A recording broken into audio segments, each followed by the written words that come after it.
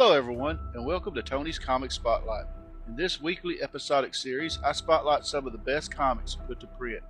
In today's episode, we celebrate the first appearances of Starfire, Raven, and Cyborg, as well as the first team appearance of the new Teen Titans. DC Comics presents issue number 26 from 1980.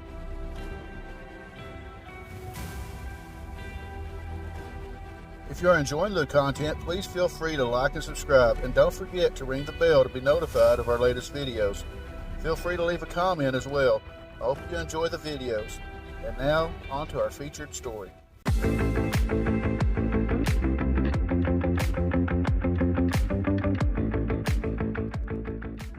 Story number 1, Superman and Green Lantern, Between Friend and Foe. Superman is relieved from monitor duty aboard the JLA satellite by Green Lantern. In the middle of his monitor duty, he is seemingly contacted by fellow Green Lantern Archon Zigmora of the Cygnus system. His fellow Lantern asks for assistance, telling him that he is trapped in another dimension and his power ring has run out of power. His only means of communicating with Hal is via his telepathy. With communication broken, Green Lantern recharges his ring and uses it to travel to this other dimension. However, he learns that he has fallen for a trap. Archon is already dead, and he had been replaced by a creature called Nagam. The creature seemingly slays Green Lantern, takes his form, and removes his power ring. It gloats aloud about how it was a singular entity until one day an energy tendril from a green sun split it into two distinct beings. The two would war with each other and find that they were evenly matched in their present forms. Since then, the two have sought out more powerful beings to replicate in order to destroy each other. He had trapped Archon, hoping to steal his power ring, but was forced to contact Hal Jordan when it proved to be powerless. Now with Hal's power ring and power battery in his possession, Nagam is confident that it can destroy its doppelganger. However, Hal is not really dead. At the last moment, he had used his power ring to separate his soul from his body. Not in an incorporeal form, he wonders how he can stop this menace. Getting close enough to his ring to affect it with his willpower, Green Lantern pulls Superman from Metropolis before the Man of Steel can save a man who fell from the building under construction. There, Superman appears before the Nagam, posing as Green Lantern, and the Man of Steel believes it to be his friend. Word that the creature will slay his ally, Hal re-enters his body and blows the Nagam's cover, leading to a clash between the two. Superman manages to fend off the power ring's energy by wrapping his cape around his arm and using the yellow Superman emblem to deflect the attacks. Compensating for this, Nam uses his power ring to create a massive chunk of green kryptonite that threatens to kill the Man of Steel. Green Lantern then grabs a rock and strikes his enemy in the back of the head with it, breaking his concentration and making the kryptonite disappear. Superman resumes his fight with the Nagam and defeats it senseless, knocking it out, causing it to resume its natural form. Superman hands Green Lantern back his power ring, and he uses it to contain the Nagam so that he cannot threaten anyone again. When Superman laments over the construction worker falling to his death, Green Lantern points out that time moves much slower in this dimension, and they both return to Metropolis with enough time to save the fallen man. Story number 2, The New Teen Titans End Where Nightmares Begin. A hostage crisis draws Robin, the Teen Wonder, to Star Labs in New York City. As Robin moves in, he's suddenly overwhelmed by a wave of vertigo. When he recovers, he finds himself standing outside Titan's Tower with Wonder Girl with no recollection as to how he arrived there. Robin also has no memory of Titan's Tower, nor of the reassembly of the Teen Titans. Upon entering, they are greeted by the Changeling, who Robin mistakenly refers to as Beast Boy. Robin's confusion grows when he is introduced to Cyborg and Starfire, strange new members who both seem to already know him. Relief washes over the Teen Wonder at the arrival of Kid Flash, another familiar face at least. Raven arrives to inform the team of an impending crisis at Star Labs. Scientist Silas Stone has foolishly opened a portal to another dimension, allowing a terrifying single-celled creature to emerge into the world. When the Teen Titans arrive, they find the nightmarish protoplasmic cell completely covering the roof of a skyscraper. Raven releases her soul self in an attempt to ferret out the creature's weaknesses. The creature reacts to her probing by completely encompassing her soul self. With her soul self imprisoned within the creature's being, Raven collapses. Unless her soul self is returned to her body soon, she will die. The Teen Titans attack en masse. Starfire finds that the creature is able to absorb her starbolts. Inside the skyscraper, Robin is racing up the stairs when he is once again overwhelmed by a bout of vertigo. He awakes to find himself laying on the street, his life saved by a police officer who tackled him to keep the Teen Wonder from being hit by gunfire. Robin has returned to the scene of a hostage crisis. Under his rocket grappler, Robin scales the Star's building to gain entry from the rooftop. As he attains the rooftop, Robin once again falls prey to the strange bouts of vertigo. When he recovers, he is once again threatened by the protoplasmic horror. The creature is able to redirect Starfire's starbolts into Wonder Girl through the conduit of her magic lariat. As a bear, the changeling leaps into the protoplasmic mass, only to be forcibly changed back into his human form. Cyborg blasts the creature with his white sound projectors. Though terribly injured, the creature is still able to redirect Cyborg's sonic attack, repelling Starfire, Wonder Girl, and Kid Flash. The creature vanishes from the rooftop, allowing Raven's soul self to return to her mortal form.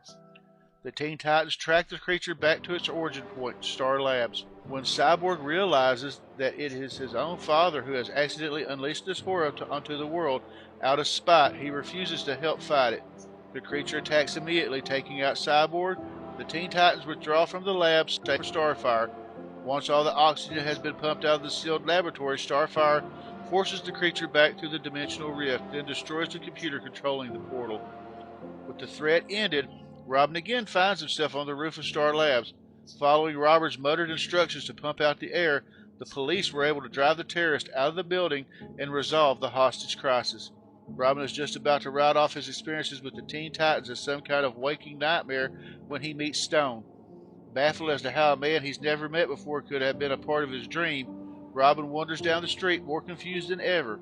Unbeknownst to the Teen Wonder, he has been observed by Raven. Story number 3. Whatever happened to Sargon the Sorcerer? Invisibly, Sargon the Sorcerer watches from the crowd as a museum curator unveils Sargon's Ruby of Life, recently donated to the museum.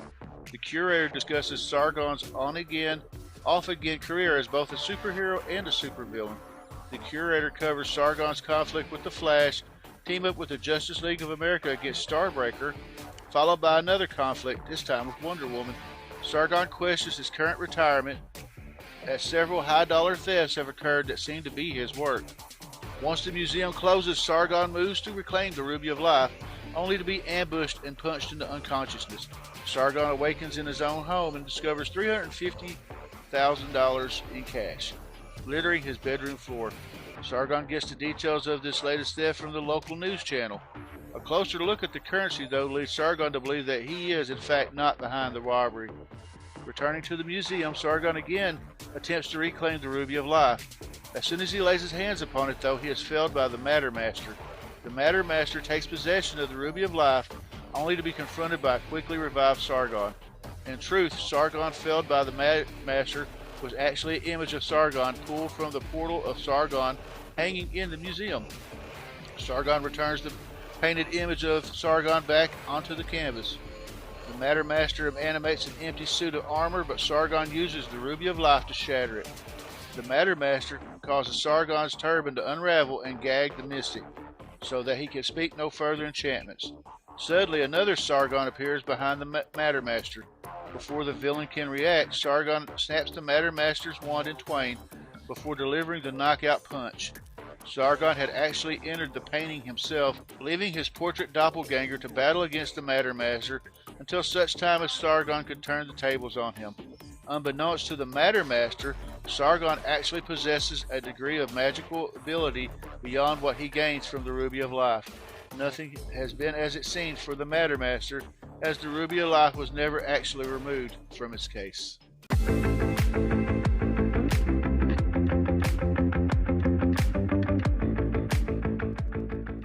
Starfire has a sister named Blackfire. Unfortunately, her sister hates her. These two do not get along whatsoever. It isn't necessarily Starfire's fault, though if it were up to Starfire, she would be friendly with just about everyone around her. Blackfire is not that way. She's overly mean and relishes her hatred of those around her. She chooses to be evil when she has the opportunity to be good, the complete opposite of her sister. She was always jealous of Starfire because Starfire was going to be the next in line to take the throne in her native land. Starfire doesn't actually need oxygen to survive.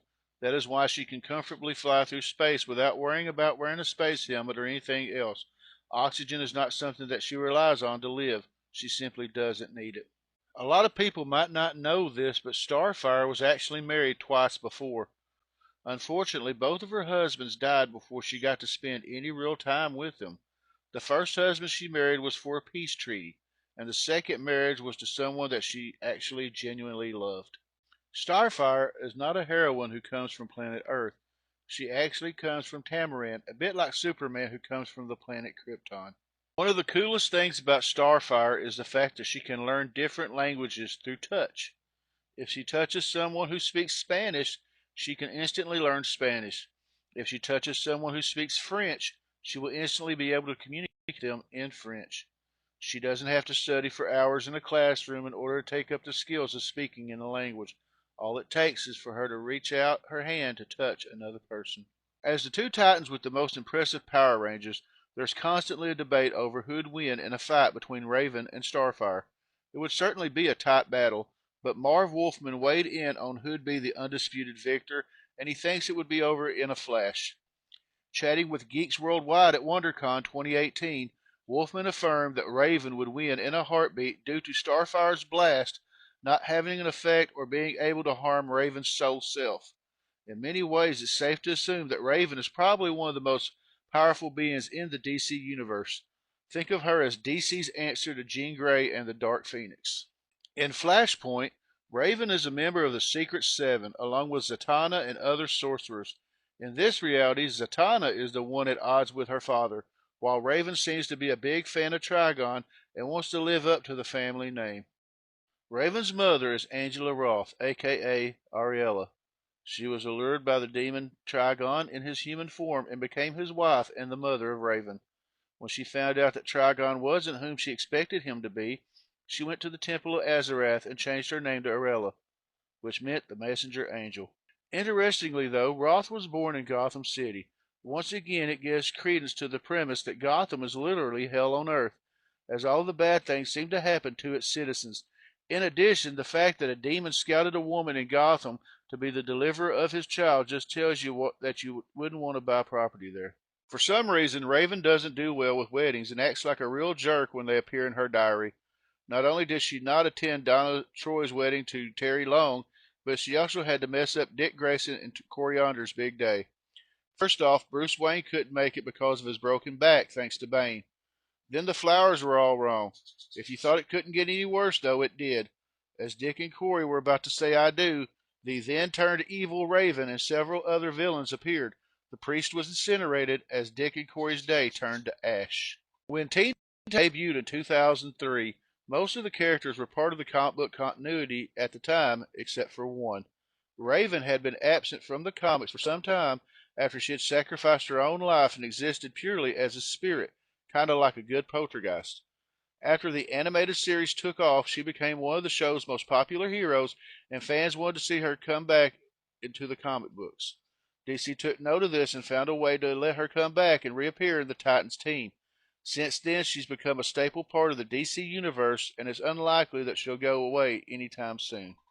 Cyborg is one of the characters created by famed DC Comics writer Marv Wolfman and acclaimed artist George Perez.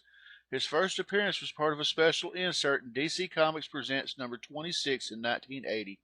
That title featured team-ups of superheroes, but it was the half-man, half-machine Cyborg who captured readers' interest. His first origin story as Victor Stone has him as a test subject for his scientist parents' many experiments. These experiments made Victor super intelligent, but he rebelled against his family by embracing things they hated, such as athletics. Eventually, though, Victor became a cybernetic being, making him question what he really was, human or machine. This struggle led him to the Teen Titans, a group of superpowered teens that Victor could relate to. In Victor's first origin story, he became ashamed of his cybernetic body after his transformation into Cyborg. Because he considered himself a freak, he moved away from his family to the rough neighborhood of Hell's Kitchen, where he eventually met Raven, another superpowered teen.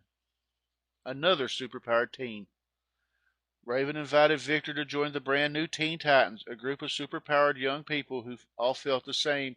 Victor joined up and bonded with the team, becoming one of its founding members.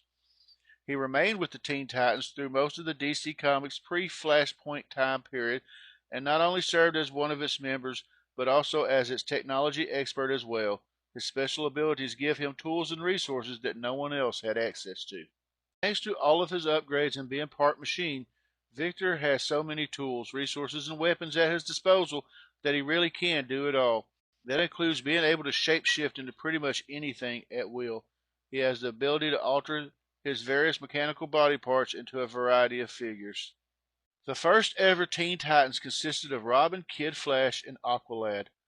This lineup formed in The Brave and the Bold number 52 and was written by Bob Haney and illustrated by Bruno Parmigiani in order to take down Mr. Twister. While it was a novelty to see the sidekicks form their own team, the success of Teen Titans didn't take off until Wolfman and Perez took over. While the television show did exceptionally, the original comic never did quite as hot. Created in the 60s, the original story followed a team of previous sidekicks whose main job was to answer calls. The creators really wanted to relate with the kids during that era, but were sort of failing miserably to reach out to them. They often tried to influence the comics with pop culture, such as embracing popular song artists like the Beatles and Bob Dylan. For some, it kind of worked, but for others, it simply gave them a chance to rip on the comic. Names like the Cool Quartet or the Fab Foursome were used by Bob Haney, and it really was just perceived as lame. It's so hard to envision what would later be a popular comic and show being a bust in the beginning, especially seeing as the Teen Titans are now getting their very own movie. But this isn't an uncommon trend. There are plenty of series that pick up speed later down the road in the 80s where the stories changed with a new writer. I hope you enjoyed this look at DC Comics Presents issue number 26 as we took a look at the first appearances of Raven, Starfire, Cyborg, and the first team appearance of the new Teen Titans. If you're enjoying the content, please like and subscribe, and don't forget to ring the bell for future notifications. Coming up next week is a very special episode of Tony's Comic Spotlight, as we're going to travel back and shine the spotlight on the first appearance of Dick Grayson, Robin, the Boy Wonder, in Detective Comics issue number 38. Thanks for watching, everybody. Stay safe, take care, and God bless. See ya.